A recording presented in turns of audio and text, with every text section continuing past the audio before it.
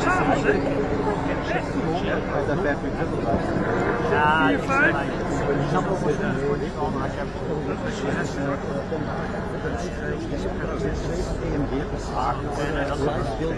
Echt heel hoog. Van Zelensky. En om in onderliggend te zijn. Weet je, contact met ja, maar dat is niks, vind ik. Nee, die heb ik ook. Ik had zelfs een tweede versie. Versie 2 toen. Maar die vond ik echt niet goed. Als je wil kloppen of zo, kon je heel veel. Ja, dat is echt gewoon s'avonds zelfs.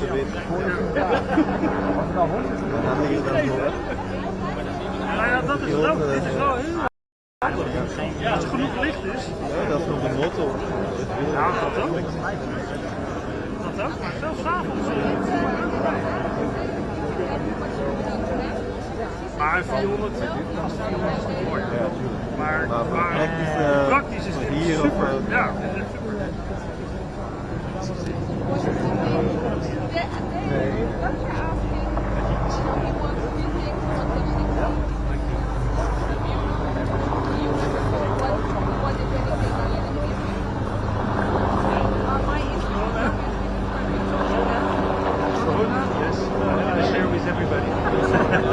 it's a Belgian special.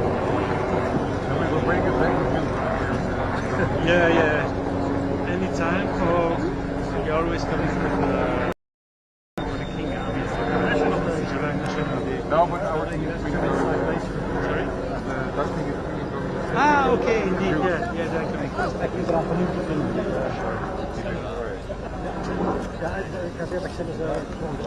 Bedankt, hè.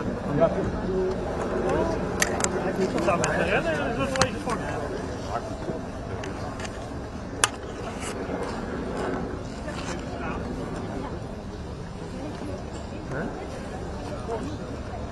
Je hebt het zo veel gezien. Ja, ik probeer het bij als. Ja. Normaal, hè?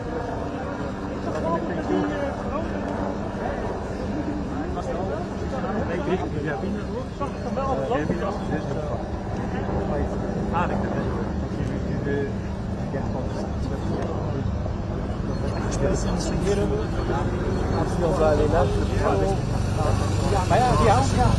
Kom eens laten zien. Dat is er meer.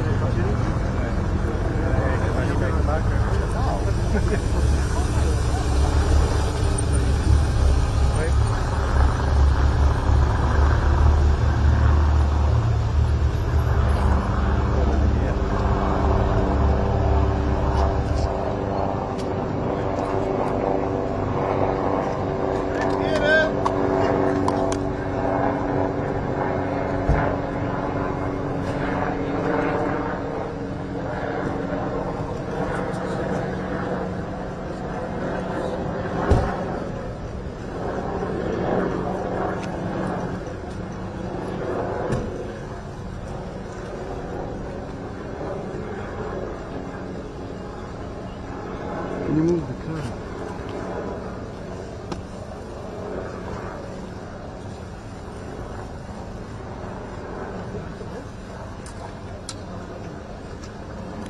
Wat doe met die auto daarvoor? Huh? De auto is kut. Ja, kijk even die kop. Bij een operatie. Die zag je in het logo. Hier, wat dacht je om naast de open cv? Yves, tu prends avec, hein? Tu prends avec, si tu dois bouger, je prends. Ja, plek voor uit de rust. Wanneer was het? Een paar jaar geleden. 2020. 2019. Helft nog een parkeerplaats. Ja, nog een parkeerplaats in een busje. So fine because we get some new guidelines how to do live again. So I am supposed to call you first before I do anything. And, I will just yeah, that's the I follow the book. Okay. Now I will talk to them. Okay. You don't have to. I will send them Slack message. Thank you very much. Cheers. Bye bye.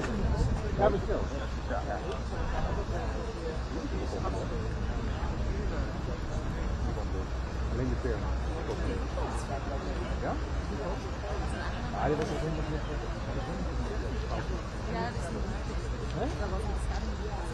een meisje. Ja, kijk, het werkt wel. Het waren kleine meisjes. Het werkt wel. Nou, dat sluit hem ook niet hoor. Ja, het is wel blijven plakken hier. Maar België is echt niet. We hebben de foto nog. Wij zijn wel erger geworden. Die zijn nog gewend aan. Jullie kan ook alles. Ja, maar dat is ook van alles.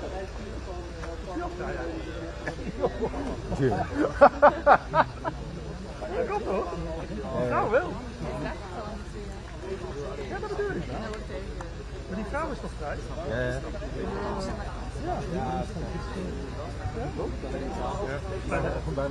Kleine man. Zelf misbruikt worden. Ga vooruit blijven. Ja, rechter. Zij wordt een rechter. Ja, ik spreek niet vrij. Ook alleen maar beeld. Ik heb het niet ontdekt. De baan dus?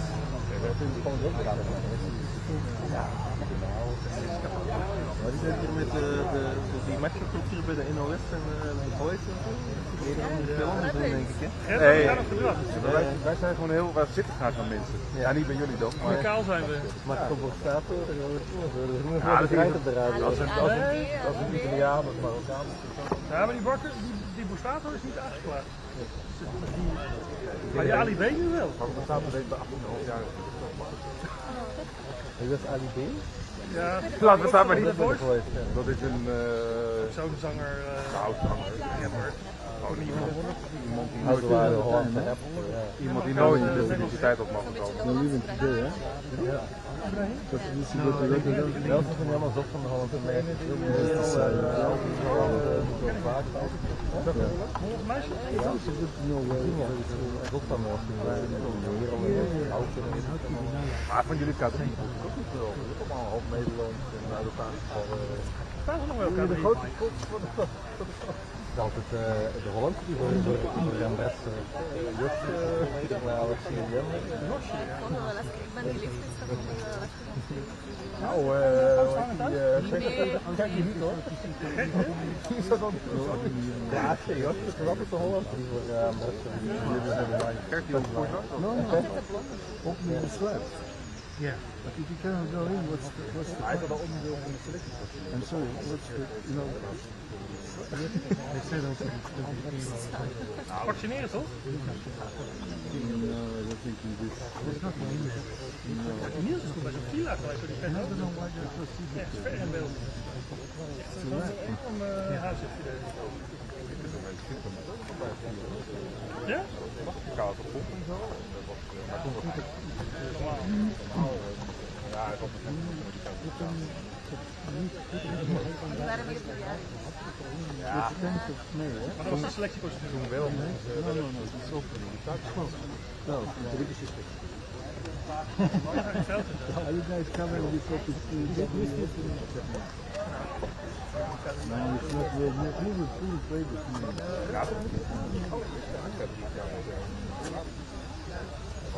The story will be how much is the money.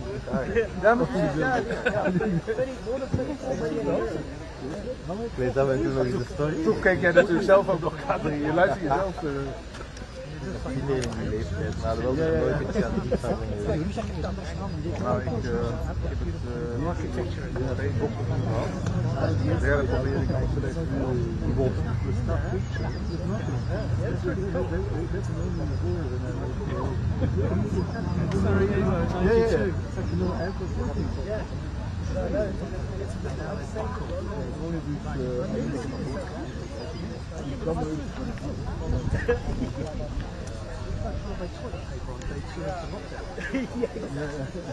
That's exactly what I think. Funny how this very good,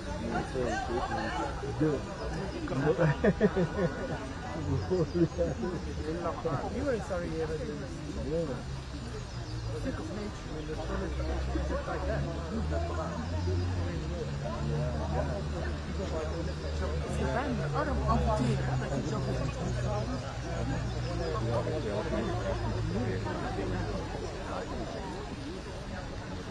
goes straight from his balls. Yeah. It's a bias. It's a bio.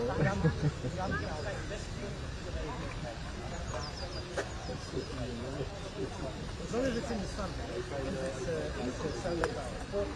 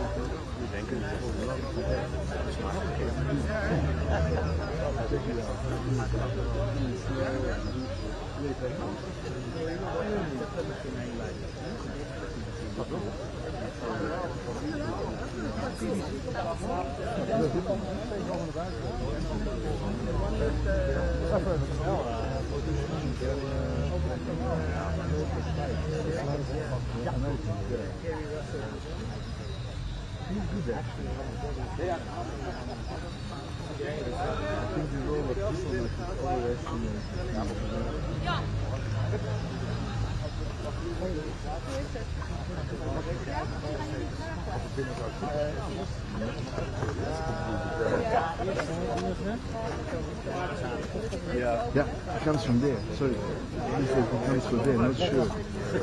Yeah.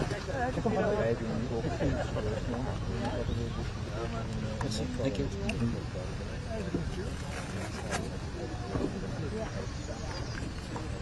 Sorry.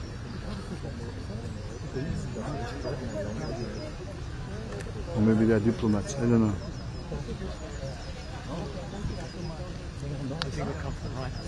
Yeah.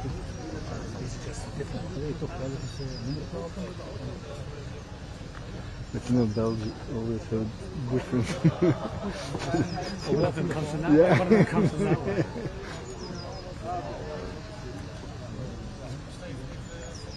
I think it will be from there. From that side? Yeah. Dat is nog wel. Toch dik aan, sorry. Ja, best van de voeten doen. Zo'n douche? Van mijn handdoeken voelen. Jezus. Ja, dat kan eigenlijk. Thanks.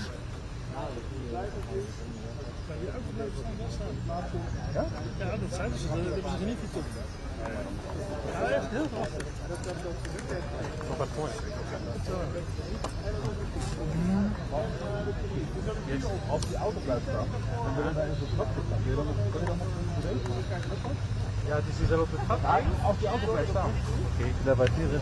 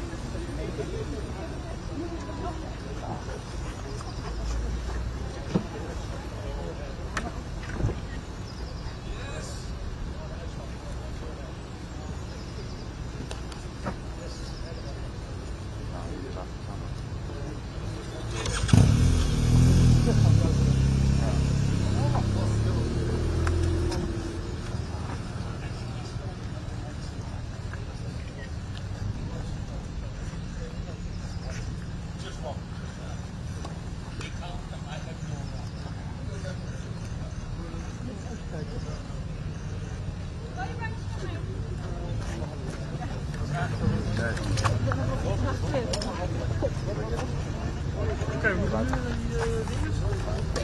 Daar gewoon niks.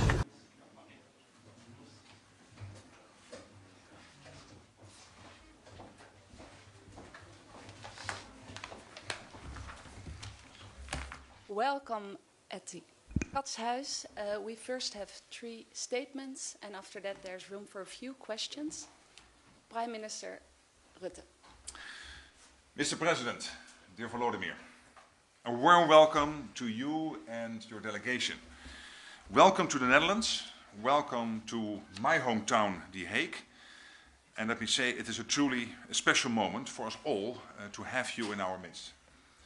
Prime Minister, dear Alexander, welcome to you as well. Your presence here today is proof that Belgium and the Netherlands stand shoulder to shoulder with Ukraine, as friends, but also as allies.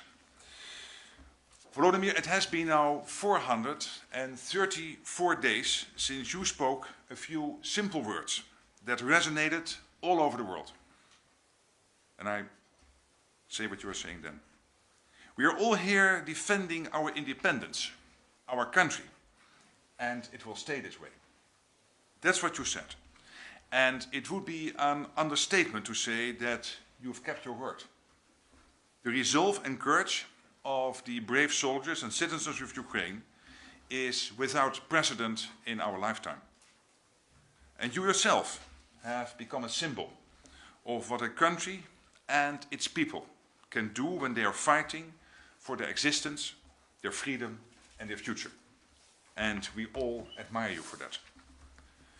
When I had the privilege to address the members of the Rada almost a year ago, I said, we will stay with you every inch of the way.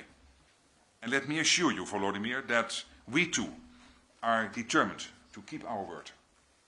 Because this is an unjust war against everything we stand for. This is a war against freedom, democracy, and the rule of law in our part of the world. That's why we stand with the Ukrainian people and why you can count on our unwavering support. Russia cannot win this war and it must be held accountable for all the crimes of aggression and the injustice it is inflicting on the people of Ukraine day after day in this horrific war. So what better place to meet than here in The Hague, the legal capital of the world. Ever since the downing of flight MH17, we in the Netherlands have known that justice doesn't come automatically. You have to have staying power. The Netherlands will do everything it can to ensure that justice is done for Ukraine, however long it takes, and however difficult it may be. Volodymyr, as you know, your visit to the Netherlands couldn't have come at a more symbolic moment. Every year, on the 4th of May, we remember the Dutch victims of the Second World War and all the soldiers who have given their lives since then for peace and freedom worldwide. Tomorrow, on the 5th of May, Liberation Day, we are fortunate that we can celebrate that we have been a free country since 1945. And so, after so many years, it's easy to take peace and freedom for granted. But every day, the brutal Russian aggression against Ukraine reminds us that the rule of law is not a given. It needs protecting when threatened and defending when attacked. So believe me when I say that Ukraine will remain in our hearts and our minds, not only today and tomorrow, but every day until peace and freedom are restored in your country. This morning you visited the International Criminal Court here in The Hague. Later this afternoon we will visit a location where Dutch military equipment is dispatched to the battlefield in Ukraine. Your visit to the Netherlands sends yet another strong signal that the people of Ukraine and its president will not give in to Russian aggression and that the Netherlands and its allies will continue to support you every inch of the way. Thank you. Thanks so much. Thanks so much. Thanks so much, dear Prime Minister Mark, dear Prime Minister Alexander, dear journalists, dear guests.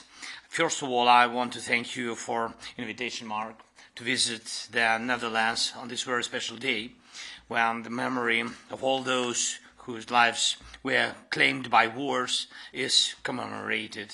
And my appreciation, big honor for me to be here. This is a special invitation and a special honor. We share the pain of these losses and must put an end to any aggression. And we're meeting here in The Hague to bring peace closer and to restore justice. What we need justice. And I'm grateful to you, Mark, again, and to the Kingdom of the Netherlands for your powerful and timely support of our defense. The Patriot and other weapons that the Netherlands provided us have already saved thousands of Ukrainian lives. Thank you. I'm grateful to you, Alexander, and to the Kingdom of Belgium for the solidarity in defense of our common values, which makes Europe a Europe. and thank you for your support of sanctions against Russia and aid packages for our country and people. Today we focused mainly on security issues. The most important thing now is to deliver what was promised to our soldiers as quickly as possible. And I have called on our partners, both the Netherlands and Belgium, to help us implement the agreements on military assistance as quickly as possible. Very important is that we are working to create a coalition of armed vehicles to complement the existing coalition of tanks. And we hope that the Netherlands and Belgium, together with the Nordic countries and all our other partners, will effectively support our initiative to create this coalition of armed vehicles. Besides, it's a time to make positive decisions for Ukraine on modern aircrafts, and there is no rational reason to postpone such decisions to train our pilots and to strengthen the wings for Ukraine, a means to speed up the peace we all wanted. Of course, we discussed today a strengthening of our common euro. We will discuss today very important issue, our common euro Atlantic security, and it's very important. De facto, Ukraine has already become a part of NATO. We cooperate, we trust each other, and together we truly make Europe stronger. And so it stands to reason that Ukraine should become part of alliance de jure, the sod NATO country. The algorithm of actions in this regard can and should be approved by political decisions at the Vilnius summit of the alliance this summer, and we count on the support of our partners. Later, we will discuss Ukraine-EU relations, and we are waiting for a positive assessment of progress in implementing recommendation of the European Commission, and we do all our best during the war. We do all reforms, what we have to do, and this will be the time when political positive momentum will open the way to a new and long-lasting positive history, both for Ukraine and for the whole Europe. And one more point, I would like to thank you for your support. Our peace formula is 10 very points that can restore not only our territorial integrity and security, but also can reliably guarantee the long-term security of Europe and the world. This is our joint task, to restore the full force of the UN Charter and international law in general. Everything that was violated by Putin and Russia. A peace calls for sanctions to be stronger, for the isolation of Russia to be more complete. Peace calls for assets of terrorist state to be confiscated, and peace calls damages to be repaired and ruins to be rebuilt. And I'm sure we will do it together. Thanks again to you, Mark, and thank you, Alexander. Thank you. So much. Dear Volodymyr, dear Mark, thank you for an invitation that is symbolic on many levels. First of all, on the ties that we have as countries, ties which in essence are about values, the values of democracy, of respect, of sovereignty. But also symbolic on the timing, Mark. You invite us here on the eve of the Dutch Liberation Day, where we commemorate how our British friends, our American friends, Canadians, and so many others came here to liberate us and to bring peace, as you stated it very well. And I think as a moment of this, it is important to continue to show our solidarity with Ukraine, as we have done, both countries and so many others from day one, even before the invasion. And let me be clear on that, we will continue with the same motivation and the same engagement to continue to show our solidarity with Ukraine. It is now our turn to help Ukraine to get rid once again of a cruel and an illegal occupation, kind of occupation that our countries have endured during the Second World War as well. This is why Belgium is in the process of preparing a new package of military aid for Ukraine. And as we know, in these military aid packages, there are often practical obstacles. But I can tell you that there is not a single doubt in any of the Belgian hearts and minds that we need to continue to support Ukraine. That is why last March, Belgium seized approximately 200 million euros of the proceeds from Russian assets that were frozen in Belgium. And we are using those funds exclusively to help the Ukrainian war effort and to support Ukrainian refugees in Belgium. And I'm convinced that we can go further in that domain, not only by seizing the interests, but also looking at the full proceeds of the Russian assets themselves. Since the beginning of the war, Belgian services have seized more than 180 billion of Russian assets of the Russian central bank. We are now examining how we can fully use the proceeds of those Russian assets to support the Ukrainian war effort and to support the reconstruction of Ukraine as well. And Belgium is ready to play a leading role in that, and we will do that together with the European Commission. I've always said, since the beginning of this war, we need to hit Russia in a smart way and in an effective way. Using Russian money to rebuild a country that they are destroying makes perfect sense. It makes perfect sense from an economic perspective, but even more so, it makes perfect sense from a moral perspective as well. So, dear Mark, thank you for extending this invitation here today in The Hague. And dear Volodymyr, we cannot repeat it often enough how much we admire your courage, how we admire the courage of your population, and let it be clear again, we will continue to support you with everything we can support. Slava Ukraini. Героям слава. Thanks. Thank you, Alexander. First question is for 1+1 TV channel.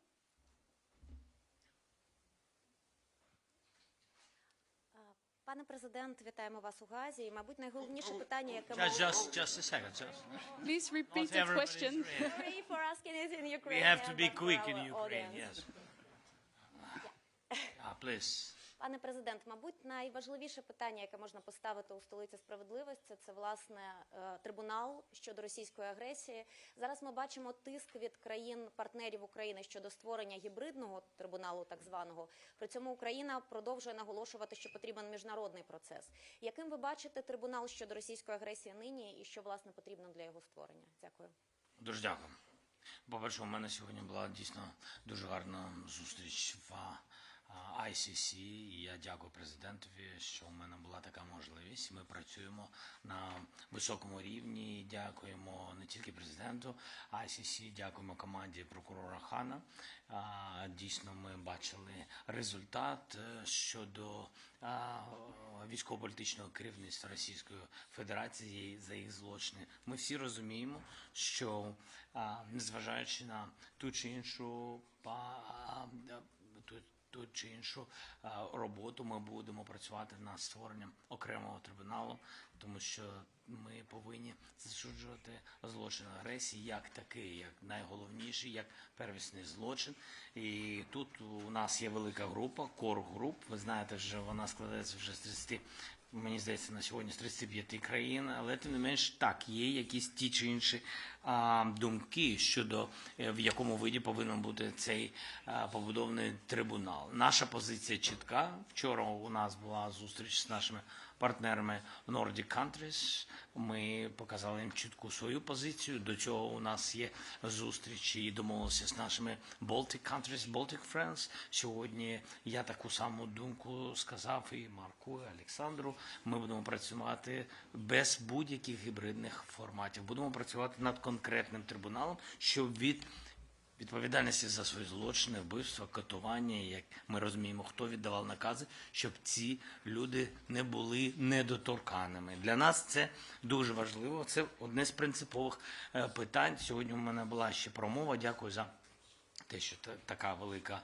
можливість сьогодні є у мене звернутися до наших друзів. І там вже ж я багато про що говорив, ми знаємо звідки пішов гібридний мир. Ми з вами точно пам'ятаємо з початку 2014 року. Мінські угоди, це і був такий собі гібридний мир. Ми знаємо, до чого це призвело, тому на будь-який гібридний мир і гібридний трибунал, як розвиток цього, Україна погоджуватись не хоче. Next question, NOS.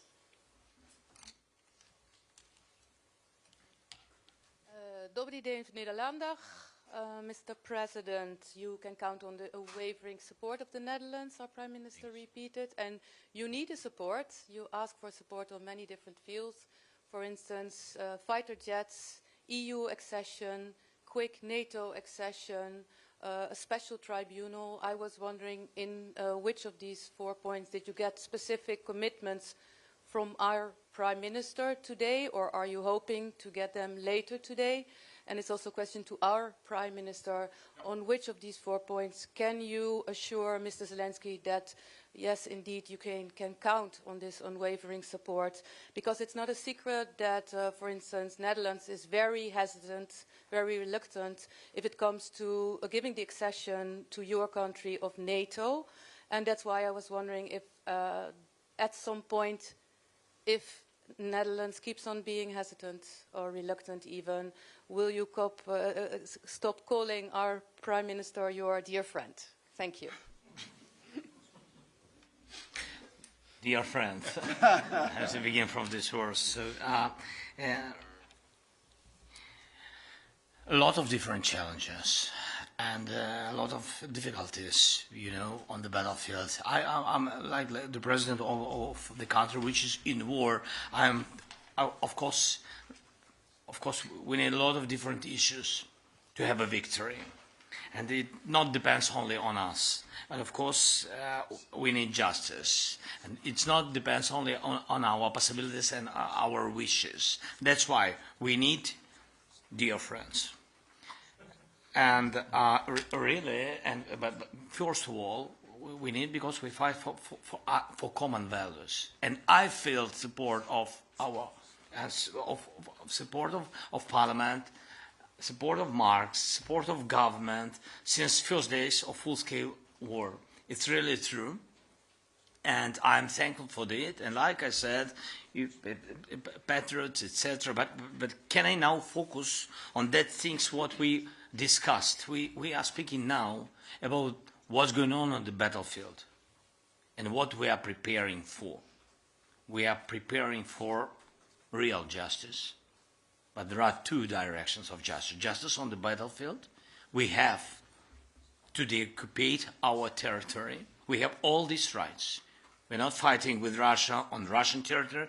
We are fighting against, not with, against their aggression.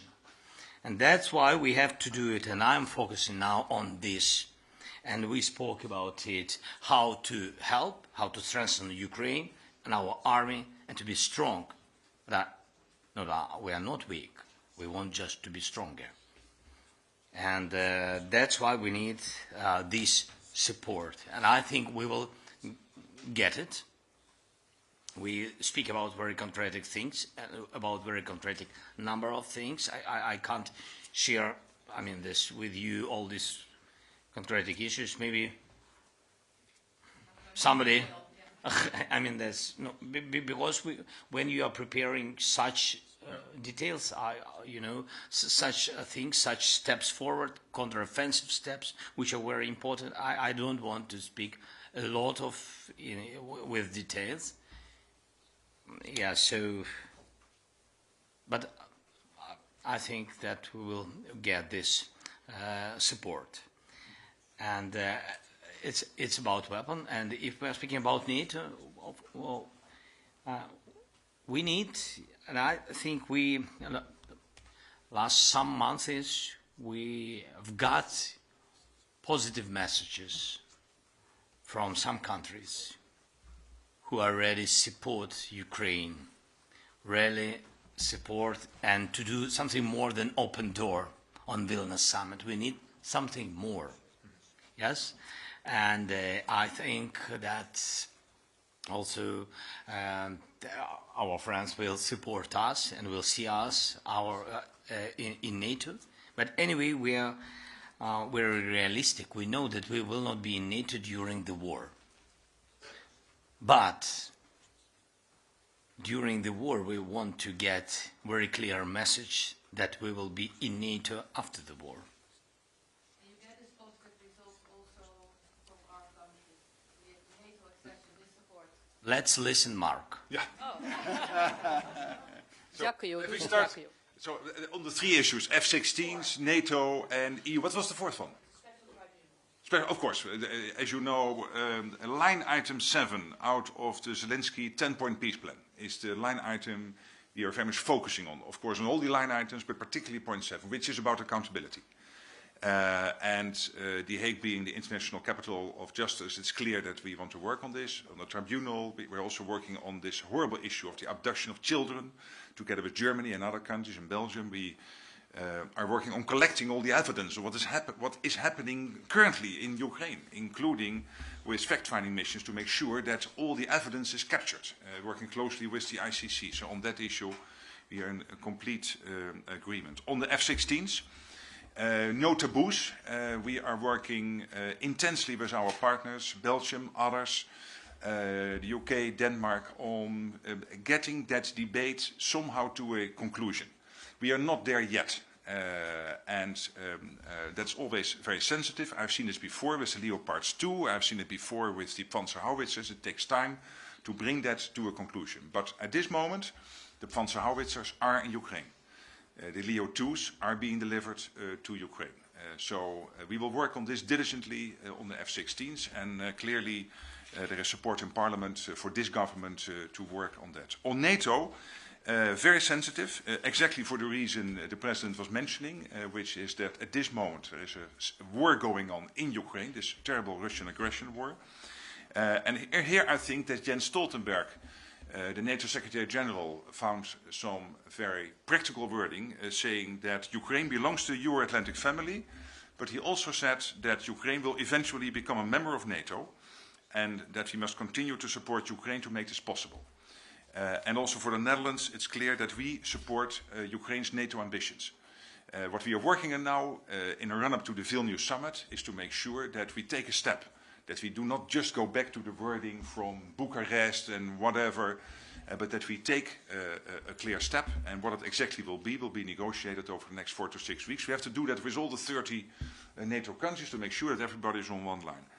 And on EU accession, as you know, thanks to the statesmanship of Ursula von der Leyen, we were able last May to come to conclusions, which is that EU membership and the future EU membership for Ukraine is now clearly on the table, and that the negotiations are going on. I think we can still thank her for that, because it was a difficult issue, not just with the Netherlands, but also with many other countries in this part of the world, because we had our doubts at that moment. But I am absolutely impressed by what the President's team is doing, fighting a war against Russia, and at the same time making concrete steps in terms of clearing the way in terms of this whole process towards EU accession. It is up to the Commission later this year to assess the progress. There is a clear process within the EU. That's different from NATO. There is not a clear process in NATO that step by step this is what you need to do to get to accession. But in the EU, we have that process. The next step is for the EU Commission to come up with a report in October, but I'm really impressed.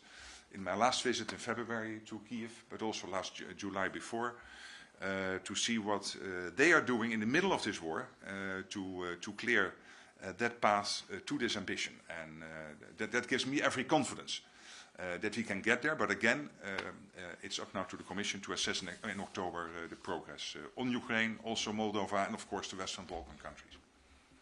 Next question, VTM. Thank you, Mr. President. It's wonderful to see you in good health here in the Netherlands. But our question is, how seriously do you take the Russian outspoken threat now that they think is justified to eliminate you, whether in Ukraine or right here in The Hague?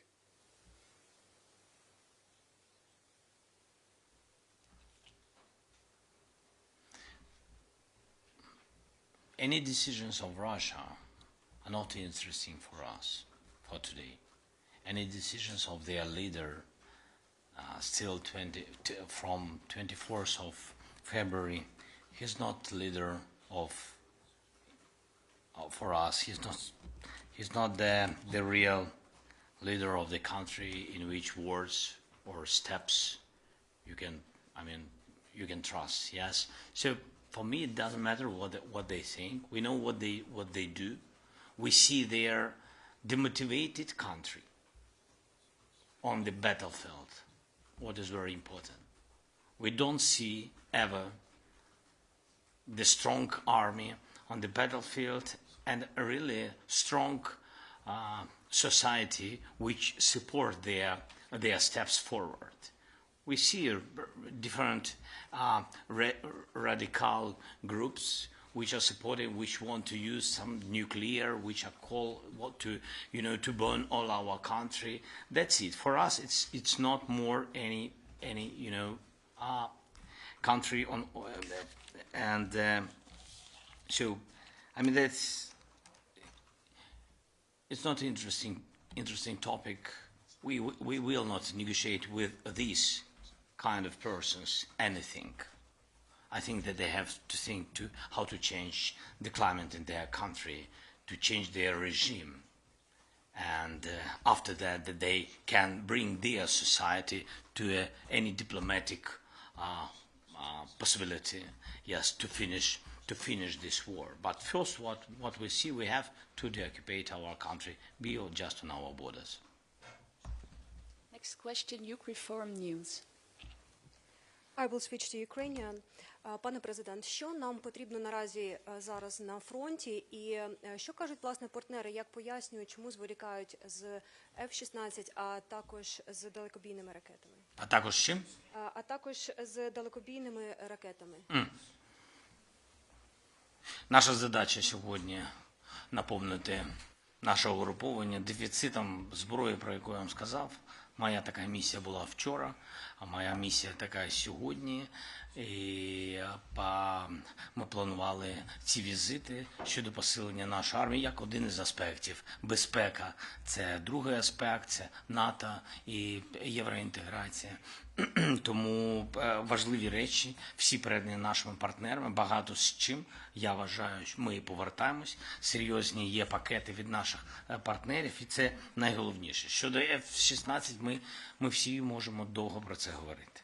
Але ми з вами розуміємо, що F-16 в будь-якому випадку починається з навчання, і це training missions, які можуть надати нам тільки ті країни, які мають відповідні майданчики, ті, які мають на своєму озброєнні F-16. Але це таке складне питання, таке саме, як і питання консолідації країн щодо нашого майбутнього в Євросоюзі, консолідації країн щодо нашого майбутнього в НАТО. Ми працюємо над цим.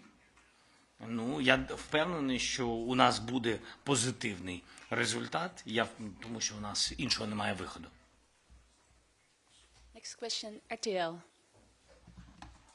Mr. President Zelensky, and thank you for answering our questions. Your country is getting ready for a spring offensive, and I was wondering, what do you think might happen if that fails? What will you do? Does this feel like a last chance effort for you? Will it force you to negotiate if the spring effort fails? And are you worried the support with weapons might dry up in the future? Thank you very much for the question. We believe in success in our counteroffensive mission. It's very important. We do what we can. We do our best. Our society, not only soldiers, our society which work on our army. It's really all our factories, business, just ordinary Ukrainians, what we can do to strengthen our army each day. And we do it and we prepare counteroffensive. And I really, we don't think that we don't have success. It's not our way. And that is why I can't answer to your question. I have only one target, and we understand it. And so I think we will have result. I can't say that that is totally a success because, never knows. And when you lose people, it's not the right word, success. When you lose people, even if you win, you lose. Even you win in some sector, in some territory, even when you deoccupied and everybody needed it in Ukraine, it's really, but you lose also because you lose people. And these losses are very painful for country. And yes, it's a big tragedy. But anyway, we will go. We are waiting something from our partners because of different reasons, absolutely different reasons. And during this war, it's not very simple for me to come to other countries, to our partners. Yes, because I don't want to demotivate our people, our society, and our soldiers. And I can't go, everywhere when I should go or want. Yes, I mean that. So you have to understand why I'm sometimes somewhere, and because of preparation, really, because of strengthening, to be more strong on the battlefield, and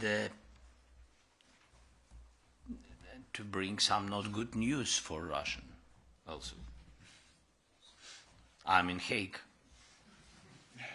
Yesterday I was in Finland, not far from justice. Thank you so much. Thank you. Last question is for VTM. VRT. I'm sorry, VRT. Mr. President, the Belgian Prime Minister talked about the huge amount of Russian money seized in Belgium, 200 billion euros. He proposed to use the proceeds of this money for Ukraine. Is that enough for you, or do you want to use the money itself for the reconstruction of Ukraine? And Prime Minister, are you willing to look into this possibility to use the money itself for reconstruction of Ukraine? Thank you very much. Very important question. Of course, we want to use all the money to renovate our country, because they destroyed, they destroyed our energy network, our schools, educational network. I mean, these schools, universities, cultural centers, museums, churches, and the infrastructure, just infrastructure for people. And of course, for all of these issues, we need money, and we spoke about it today.